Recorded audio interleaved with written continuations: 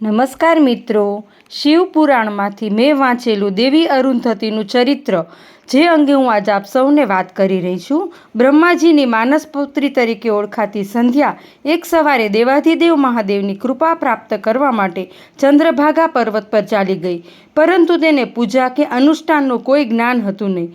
બ્રહ્માજીએ ઋષિશ્રેષ્ઠ વસિષ્ઠને પોતાની પુત્રી સંધ્યા પાસે જઈ તેને જ્ઞાન દીક્ષા આપવા માટેની વાત કરી.